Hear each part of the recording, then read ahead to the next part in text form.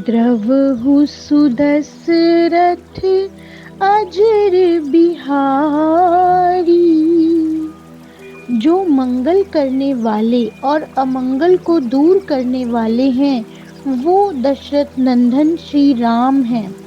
वो मुझ पर अपनी कृपा करें। जय श्री राम। सद्भाव रामायण अयोध्या कांड अध्याय 17 अवध का वध।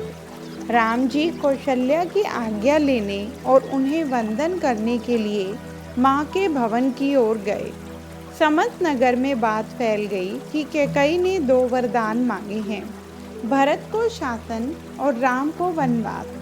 आनंद शोक में बदल गया। अयोध्या के नागरिकों ने कांपते पैरों से रंगोलियां मिटा डाली, तोरण तोड़ डाले।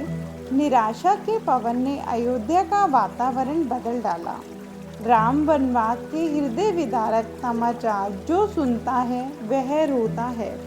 बच्चे माँ के पास रोते हैं, पुत्र पिता के पास रोता है। सभी एक ही बात कहते हैं, कैकई ने जगत में जन्म क्यों लिया? हे विधाता, तूने कैकई को जन्म दिया तो उसे पुत्र की माँ क्यों बनाया? विधाता, तूने कैकई को पुत्र इसलिए दिया कि हमारा राम हमें छोड़कर चला जाए।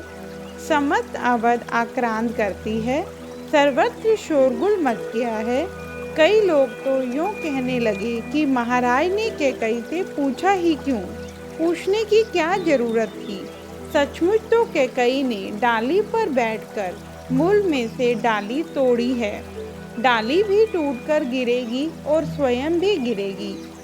कोई ऐसा भी कहने लगा कि एक छोटी सी चमड़ी की डोरी के लिए कैकई ने पूरी गाय को काटने का निर्णय किया है। कैकई को कौन समझाए?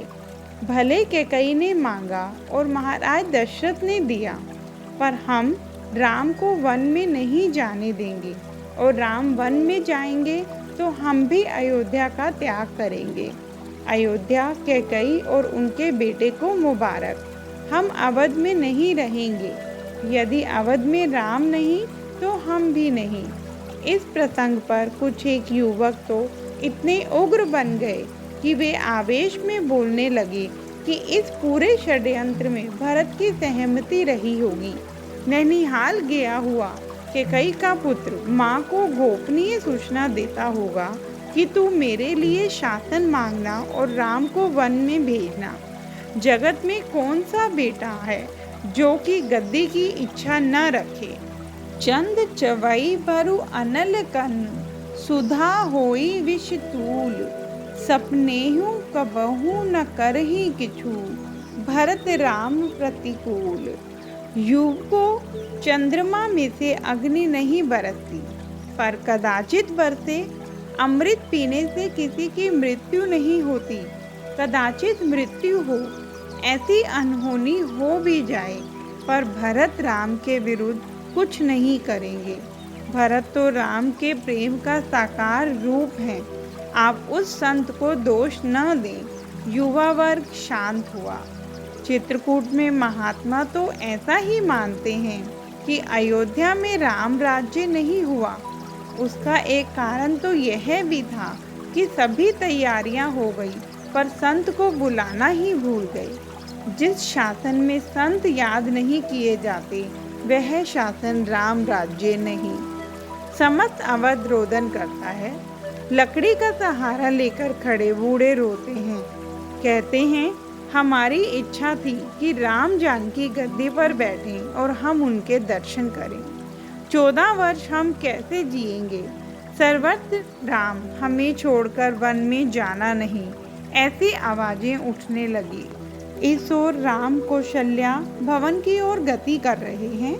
गांव के गुरुजनों ने ऋषि पत्नियों से प्रार्थना की, हे ऋषि पत्नियों, आज रोज शाम को कैकई के साथ सत्संग करती हो तो उनके भवन में जाकर अपनी जान पहचान का उपयोग कर उन्हें कहिए कि यह आपने क्या किया।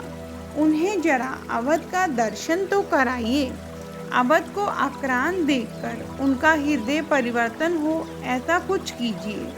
कैकई भरत को गद्दी दिलाए तो भले ही दिलाए, पर राम को वन में क्यों भेजती है?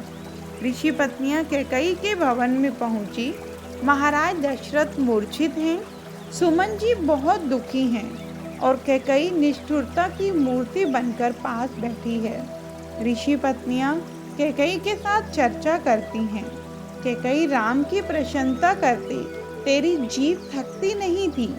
राम सीता की चर्चा करते तेरी आंखों में आंसू आ जाते थे। बार बार तू कहती थी कि विधाता मुझे दूसरा जन्म दे तो उस जन्म में राम जैसा पुत्र और सीता जैसी पुत्र वधू मुझे दे, ऐसी तेरी इच्छा थी। और आज राम को वनवास, ये तेरा कैसा व्यवहार है? कैकेयी, हमें तो ऐसा लगता है कि तेरे हृदय में निष्ठुरता नहीं हो सकती। कदाचित जल्दबाजी में तेरे मुंह से राम वनवास शब्द निकल गया होगा। कैकेयी, रघुवंश की स्त्री होकर तू वचन भंग न कर सकती हो और राम वनवास बोल दिया हो और उसे बदलने में तुझे मुश्किल लगती हो तो राजा से तीसरा वरदान मांग कि राम वन जाएं पर दूर न जाएं, वशिष्ठ जी के आश्रम में रहें, जिससे अवध नित्य उनके दर्शन कर सकें। कैकेयी, तू एक बार खिड़की में से झांक तो सही, बूढ़े रो रहे हैं और बच्चे सिर पटक रहे हैं, तुझे पाप लगेगा।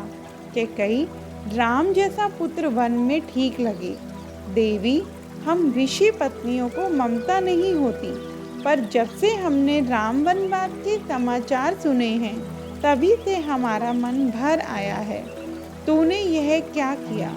तू इतना तो सोच, जिमी भानु बिनु दिन, प्राण बिनु तन, चंद्र बिनु जिमी जामिनी, तिमी अवध तुलसीदास, प्रभु बिनु समुझी धो जिए भामिनी, ज्यों बिना सूरज दिवस व्यर्थ, बिना चंद्र रात व्यर्थ, बिना पानी सरिता व्यर्थ, बिना अतिथि सदगृह का घर व्यर्थ, बिना लगाव मित्र व्यर्थ, प्राण दीन देह व्यर्थ, त्यों बिन राम के अवध व्यर्थ।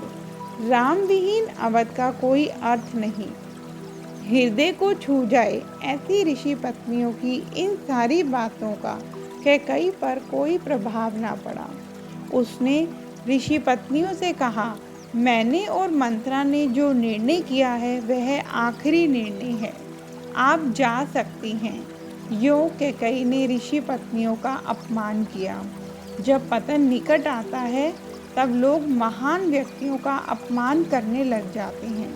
रावण ने सीता का अपहरण किया, तभी से उसके पतन का प्रारंभ हो गया था, पर उसकी मृत्यु तभी निश्चित हुई जब उसने संत विभीषण पर चरण प्रहार किया।